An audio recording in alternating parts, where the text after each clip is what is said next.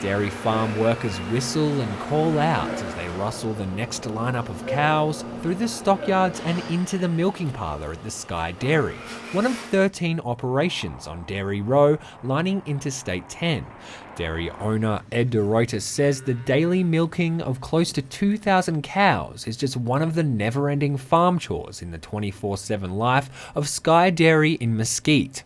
Well, we got different people doing different chores. I mean, as far as we've got some people that do the artificial insemination and do preg checking.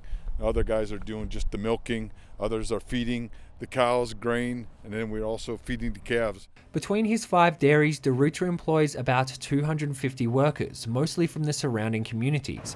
Workers in the milk parlor sanitize the cows' udders and prepare them to be pumped. As the milk makes its way into the steel tanks, a mix of cow manure, sterilizing chemicals, and spilled milk on the parlor floor is hosed off into the yards, where it can seep beneath the soil, possibly contaminating the groundwater. Engineer Kathy Martin says groundwater surrounding the dairies sometimes contains high levels of nitrates. The nitrate concentrations in the dairy row are between 50 and 100 parts per million. So we're talking 5 to 10 times more than the level where you still can't drink it. Okay, so it's not good.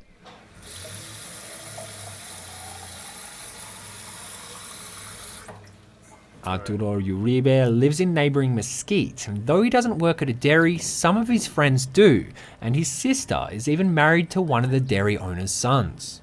I've known him since I was like 14 years old. He's been with my sister, since she was like 14, 15 years old. And so I have a niece and nephew. Uribe says the stench of manure and swarms of flies in summer have been a major nuisance since the dairies moved in.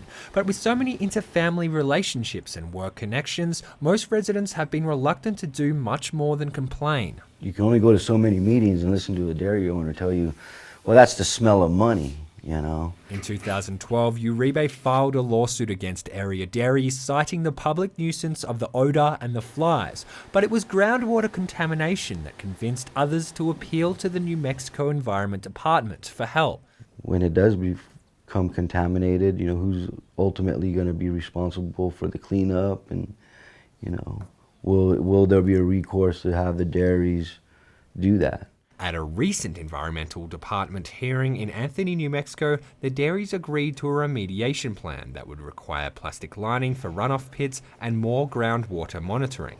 Ed De Rutyer represents his fellow dairy owners as part of a consortium called Dona Ana Dairies. We're trying to be good stewards on the land. We live right there on the dairy. We drink the water from the ground. New Mexico Groundwater Quality Bureau scientist Bart Ferris says the contaminated water flowing beneath the dairies hasn't gotten into the drinking water supply yet. But even with the water well monitoring, he says there are still some unknowns. It's dark down there. So you got to understand that trying to see the details of each site, how water is flowing, how does it move, what's it affecting? How does it react, this chemical, when it hits this certain formation? Has to be known to understand what's the best cleanup. While the polluted groundwater is monitored and left to dilute naturally, it's business as usual back at Dairy Row.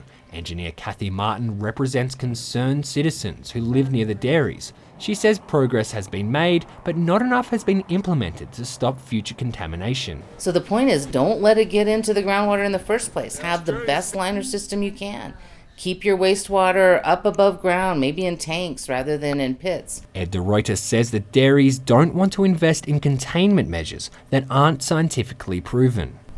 These costs get too high. Well, you just will not be able to continue doing the business. You just have to do something else. Uribe agrees. He says finding lower impact uses for land along Dairy Row might be the only way to secure drinking water supply for communities like Anthony, Mesquite, Vado, and Barreno. I think they should leave, to be very honest. I think that you're looking at growing communities